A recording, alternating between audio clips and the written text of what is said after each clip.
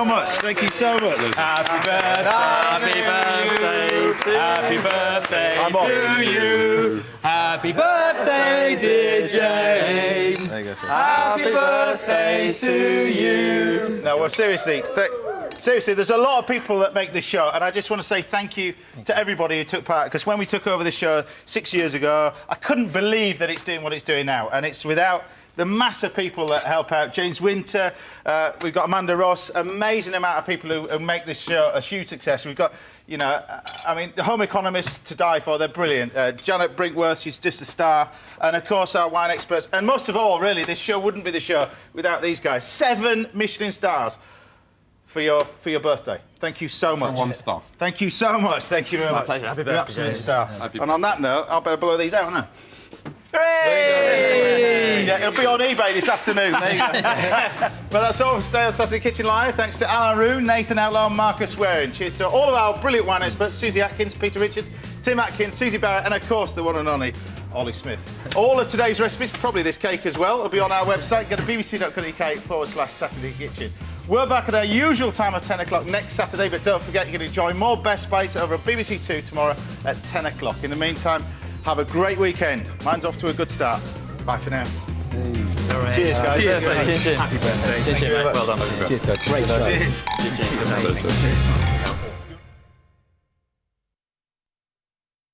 Discover more recipes with the Saturday Kitchen at Home BBC book.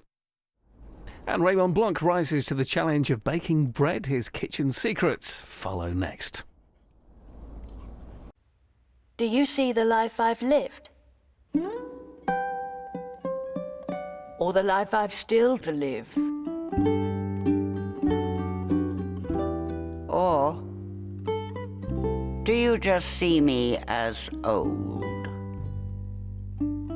We are all living longer. But what will your life be like when you grow old? When I'm 65, The Season starts Wednesday at 9 on BBC One and BBC One HD. Can't have enough of them. Tim surrounded by friends playing bargain hunt at 12:15. Now on BBC One for Raymond, it's the love of the loaf. For the last 35 years, renowned chef Raymond Blanc has inspired the world with his cooking. It's about celebrating that gorgeous, glorious food and sharing a special moment with your loved ones.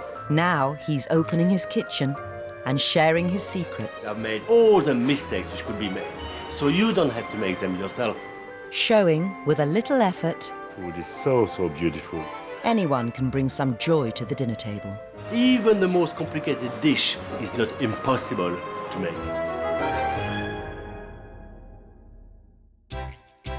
On Kitchen Secrets, Raymond demystifies the art of making bread. Not easy, Raymond Blanc, easy for everyone. From a simple country loaf to an impressive fougasse. Bread is about companionship, sharing. A cream-filled brioche, a great dessert for a special occasion. That's the smell of home. And last but not least, Lovely. a delicate apple croustade. There's something so rewarding about making your own bread. Bon appétit. In his Oxfordshire kitchen, Raymond is preparing for a day of baking. Can I have a bowl, please, guys? A mixing bowl, a small mixing bowl. Ah, thank you. Not that one. It's could have a glass bowl. Can you get me a glass bowl? Adam? Adam? I love baking. It's such a wonderful occupation, really. It fills up your home, your whole home, with yeast, with fermentation, acid, sour, sweet, wonderful baking, lovely flavors. To begin, a classic dessert made with brioche, a traditional French bread, filled with a rich lemon cream, gâteau à la crème. To me, brioche, it means a special day, a very special day. Every day you would have bread, but on Sunday or festive day, you would have brioche. And brioche, wow, that's worth waiting for. But the way to make it is so easy, and I mean easy.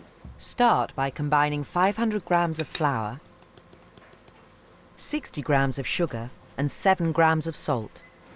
You just give it a little mix, but if you're not connected with Adam,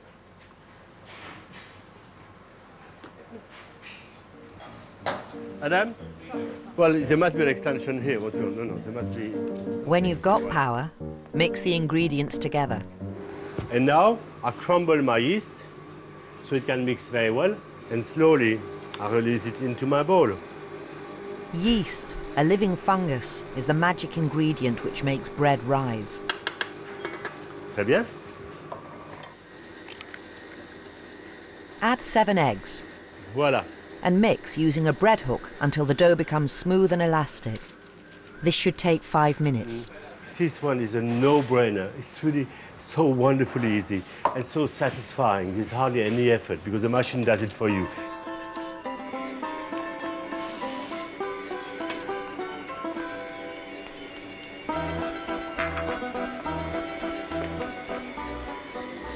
Now I'm going to add 300 grams of butter without any form of guilt.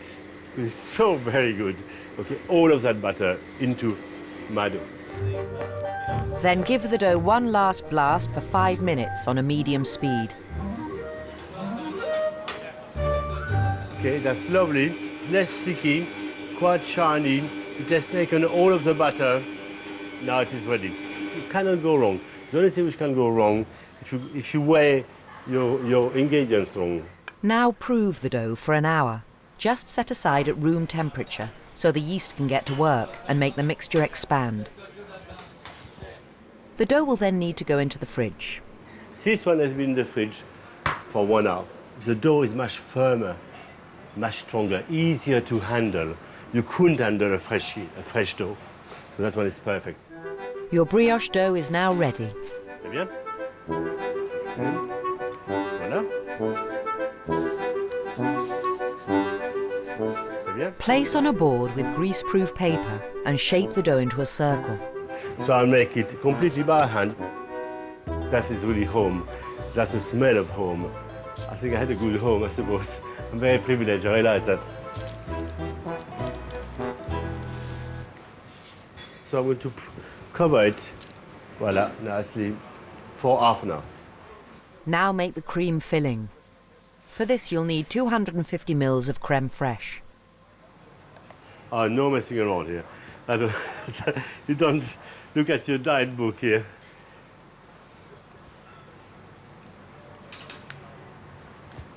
Rather nice. Oh, problem is, if you test it, you want more, so you better look that up. Add 6 egg yolks Beautiful, huh? and 60 grams of sugar. It's as simple as that.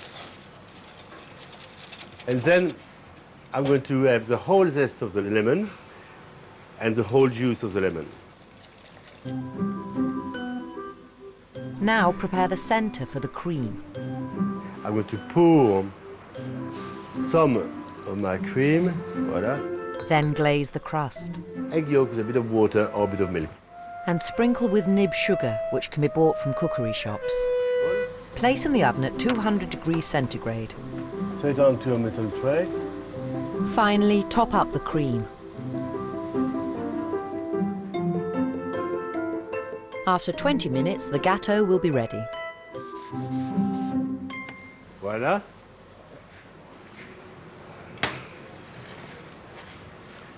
I must confess a little mistake here. You can all see it. Here you can see some of the cream have escaped. I somehow went through the pastry. And I could have lost it all, actually. No problem. Two at home, okay? Between friends, you must do that dessert for a special treat. You must do it.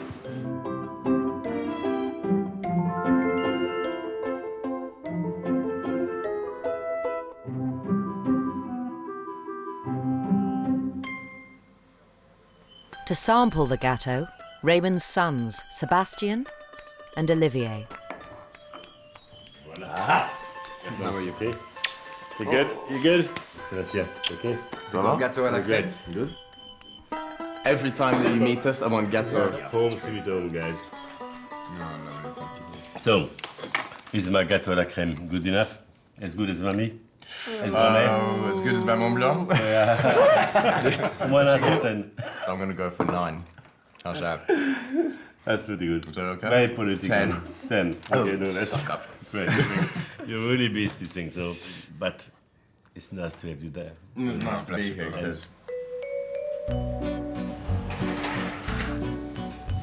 There's something so rewarding about making your own bread. Homemade bread will certainly be 10 times better than the bread you buy.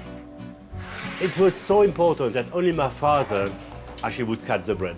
And one day I dared to ask him. I said to me, it's about respect. Bread, I have to earn it, so do you.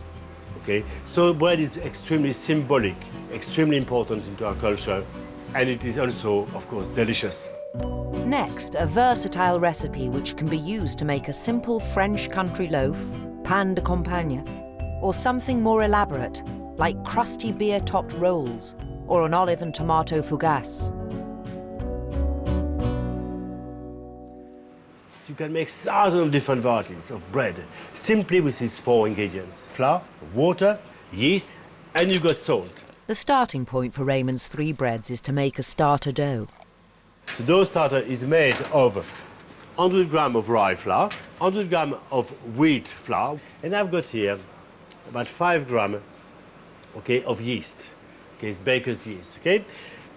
Crumble your yeast in your water. Très bien.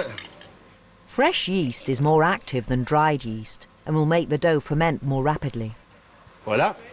This process is crucial. It improves the lift and the taste of the bread. Will give a real bread experience, acidity, flavor. Set aside the starter dough for 12 hours so the yeast can do its work. Merci, parfait, beautiful. What you've got here is really something extraordinary. It's a very lovely, acid, yeasty flavor, which is just right. Now, combine with the other ingredients.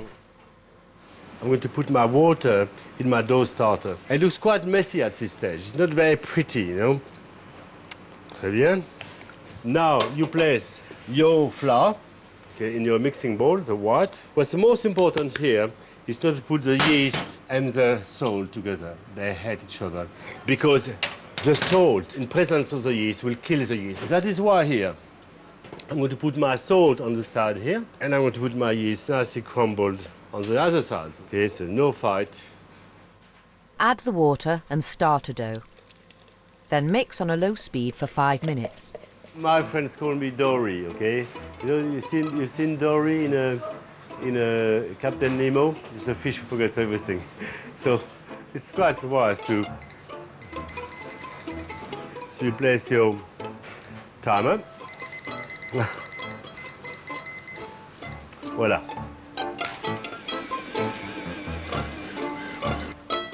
Scrape the dough from the hook and put it on medium speed for another 5 minutes. And again. This kneading process stretches out the gluten, a protein found in wheat. Okay. Voilà. Kneading makes the dough elastic and helps it to rise. Yeah. Now leave the dough to prove. That will double up in volume. Voilà, we've got 1 hour here.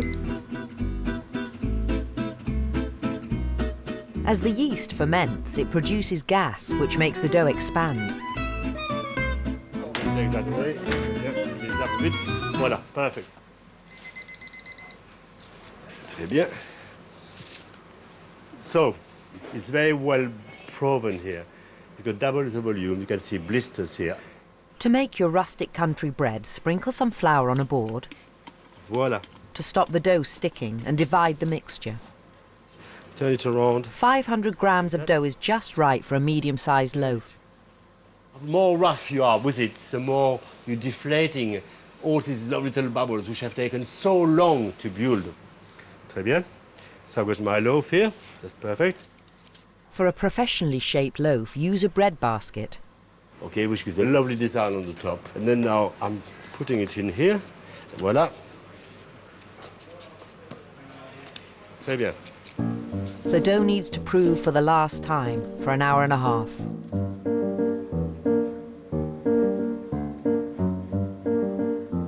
See that bread, how well proven it is? So what I'm going to do here is to reverse this one here. Voila. For an authentic French touch, Très bien. slash with a razor blade. Be sharp, do a proper cut. Slide the bread into a preheated oven at 270 degrees centigrade. what we're trying to do is to recreate exactly the same conditions of a professional French baking oven. To do this, pour cold water onto a hot tray and bake for 25 minutes. The cold water on the tray creates steam, which in turn sits at the top of the breads, which gives a lovely crust and colour as well. The same dough base will also make a fougasse, a savoury leaf-shaped bread originally from the south of France. It's lightly brushed with olive oil and flavoured with olives, tomatoes and herbs. Voilà. I want it quite triangle shape, see? And effectively with friends, you take a big fougasse and you break it in pieces like that. So it does help, it's got a purpose. So it helps the cooking as well, gives some more crust, and creates a little design element as well.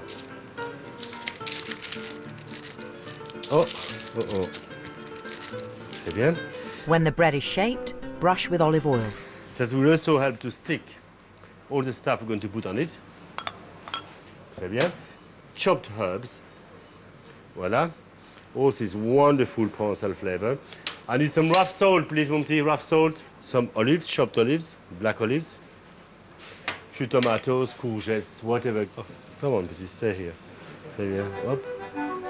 After proving for 40 minutes, the fougasse is ready for baking. So at that stage, you can add the salt at the very last moment, so it crystallizes, doesn't melt into the bread. Can we use your oven, Benoit? Yeah, sure. Thank you very much indeed. Merci.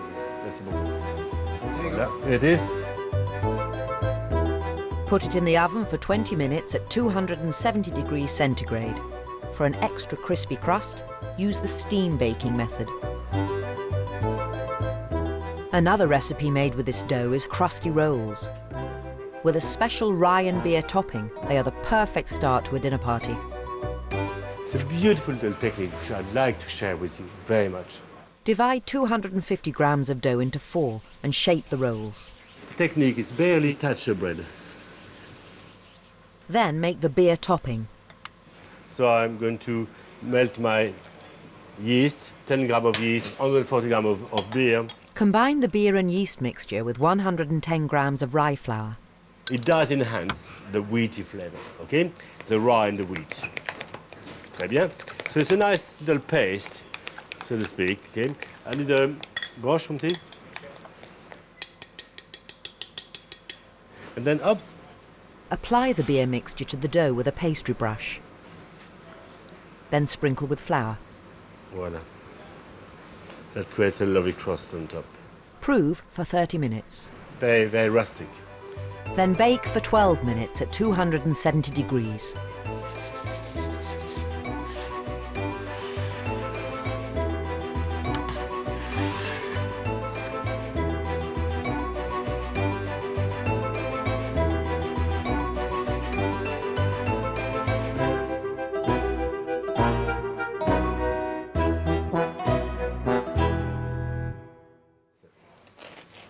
Oh, what a nose.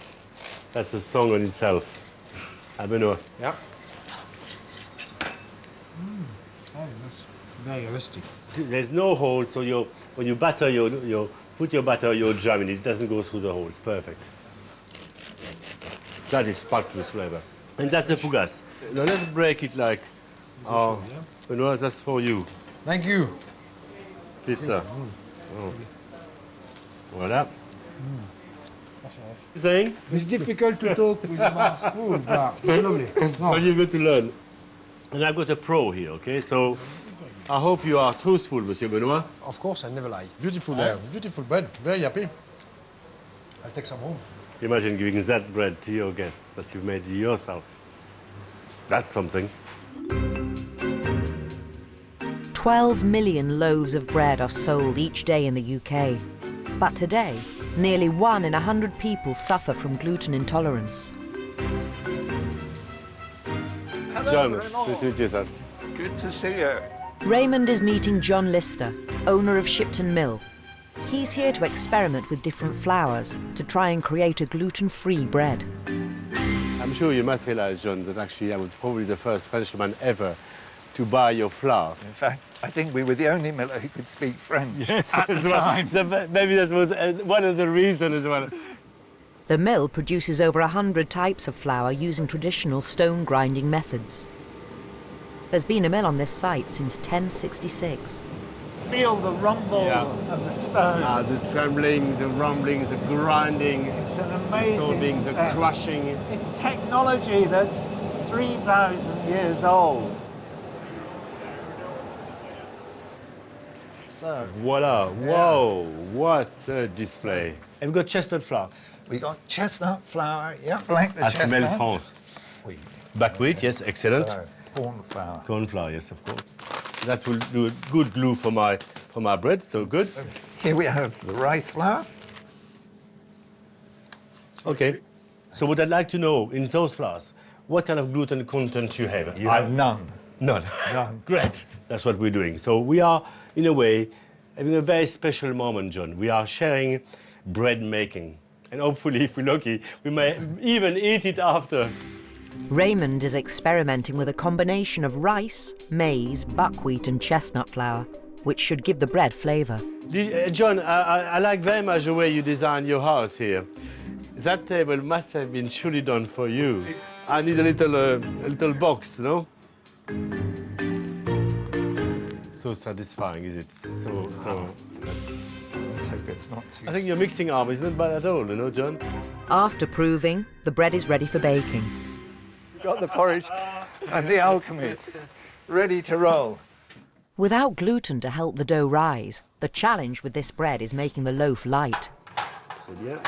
I wish bakers could make a little effort, okay, just to provide that gluten-free bake, because more and more people have got allergies. Don't ask me why they've got all these allergies, but they do. 85% of bread made in the UK is made on high-speed industrial plants with little or no fermentation. And we see that when you make bread properly with fermentation of 14, 15 hours, people aren't so intolerant to it. After 30 minutes in the oven, Raymond's experiment is ready. I have no idea how those flours behave, okay, but they're quite thirsty of water, okay? Of course, quite tired. I think the mix of flours still needs some more work. But you got to start somewhere, you know? Well, chestnut. Yeah, chestnut, yeah. It's Oxford Street at Christmas. Actually, I will probably work more on the chestnut because That's it's incredible. such an incredible flavour. For anyone who's allergic to gluten, I think it's a wonderful bread. I agree. I'll drink to that. Cheers, sir. Cheers. In the kitchen, Raymond returns to one of his great loves, pastry. My mum was such a great pastry cook that basically I would always have the guy who takes 2 portions or 3. Hey, you shy? Don't want to see your head? Of course. Stay here. You bake them. You are responsible for them. Oh, come on. Okay. Come on, Billy. Okay. For your mum. Okay, let's have a look. It's just right. Look the alveol. Look at the richness of the egg yolk. Well done. Okay, let's continue. For his last recipe, one of Raymond's favourite desserts, apple croustade, delicate pastry on caramelised apple, topped with honey and ginger ice cream. What I'm about to make now is possibly the greatest dessert that I ever had anywhere else in the world. It's magic, it's very beautiful. Even if you watch it, if you don't do it at home, it will be worth it. But I hope you do it at home because it's an amazing dessert, amazing dessert. To start, make the pastry dough. Separate 2 eggs. To the egg white, I'm going to beat them with about 5 grams of sugar, caster sugar. I'm mastering the last bit of strength. I feel rather an exhausted cook. A very gentle foam. Okay, you see it's a... Okay, voila. Next, prepare the egg yolks. Add the hot water to break them down. Okay, so now I'm going to mix my egg white to my egg yolk and hot water. Okay, then just... Voila. Okay, so then 500 grams of white flour. Use a paddle attachment on your mixer to combine the ingredients thoroughly. Then I break my yeast into it, 3 grams of yeast, so just to give a bit of fermentation and deliciousness and acidity. Okay? You can do it without, but it's very, very nice with. Then add the egg mixture using a low speed. There's 5 minutes now. Okay, until it leaves the side.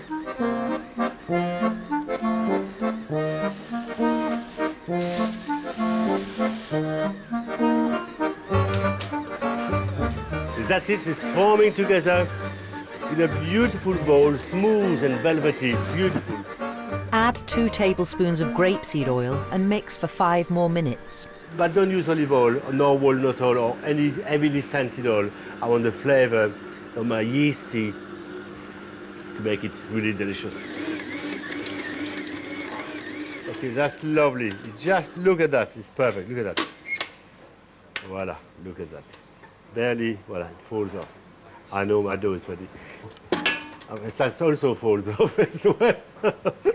Everything falls off. I'm falling off too. Okay, look at that. Beautiful. Oh. The brioche was sticky, the bread was doughy, that one is just in between, eh? Cut off 1/3 of the dough. The rest can be frozen and saved for another occasion. Très bien. And that will do about 4 beautiful croustades. Voila. After leaving it to rest for half an hour at room temperature, transfer to the fridge for 12 hours. There's a slow, controlled fermentation going on into this dough. Adam, please. Merci.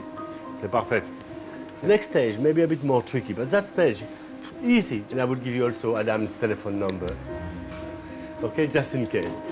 When the dough's ready, find a friend to help make your croustade. Paul has worked with us for now 6 years, and this dish, he's done it 1,000 times, so probably he will shine me over. I don't mind. It's all right. So now we're going to undo it. Okay, Paul? Okay, très bien. So gently, slowly, slowly, slowly is better. Let's go slow, slow, slow, slow. Well, I couldn't do that all by myself. Carefully, stretch the pastry until it's thin enough to see through. Very slowly. Oh! And you can see, it's so easy, you know, a moment of inattention. A few small holes don't matter. Just lie the pastry flat and pat with melted butter. You're very slow coach, Paul. Now we're going to put some caster sugar. So quite generous, okay? Voila, I think that's fine. Cut out a square, getting rid of any large holes where possible. Voila. Then cut into quarters. Here we are. Actually, I'm going to give you that one, because that one is too difficult. There's a hole inside here. Always cheating. Typical Raymond Blanc. Shape into pastry tins, making sure the side with caster sugar is on the outside. Tricky. So I'm going to put it nicely inside here. When baked, this delicate parcel will be transformed into a light, crispy, strudel-like pastry. Très bien. It is so important that it is done quite lightly. It's got height. So every leaf is quite loose, not piled up upon each other. Oh, Paul, getting a mess. Oh, I brought them. The pressure, the cameras, you know, all the cooking. It's not bad, Paul. Not bad at all. See? Pretty good. Well done. Now set the croustades aside to dry at room temperature overnight. In the meantime, make the caramel apple centre. Finely slice some apples, arrange in a circle, then brush with melted butter mixed with apple brandy, caster sugar and lemon juice. Bake for 40 minutes at 200 degrees centigrade. Thank you, Paul. That is an apple rosace. You can do it in your home. Bit of practice, but really, when you got that wonderful caramelized flavor. By the way, those apples are Cox Pippin's orange. They are marvelous. When you're ready to serve the dish, put the dried croustades and apple rosace in the oven at 220 degrees centigrade. 5 minutes, okay? Maybe 7, maybe 6, but no, it's not the exact science. The croustades are ready when they are golden in colour. So They don't look very much like that, but you wait, okay? Now bring the dish together. Drizzle with apple and vanilla puree. Then you place your wonderful little custard. Top with ice cream.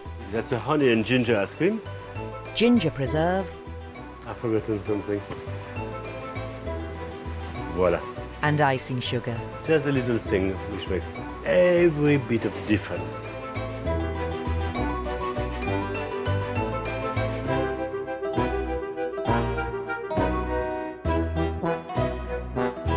What I love the most is that, oh, it's fantastic.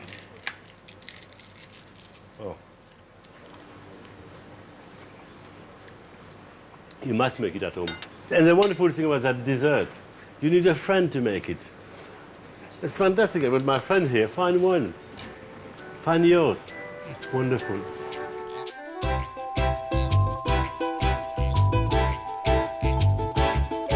You can now get the BBC homepage on your mobile and customise it too to get straight to the things that interest you, like food. So visit bbc.co.uk and bookmark it on your mobile now.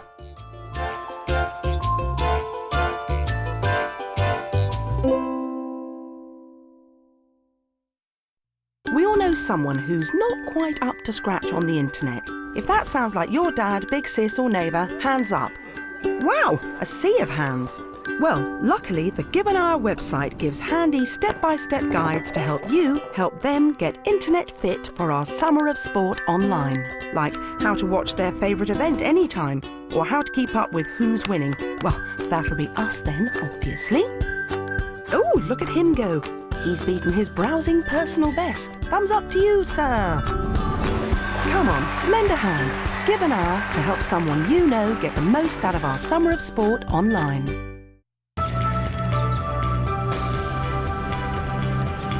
At midday, the news now on BBC One with Tim Wilcox.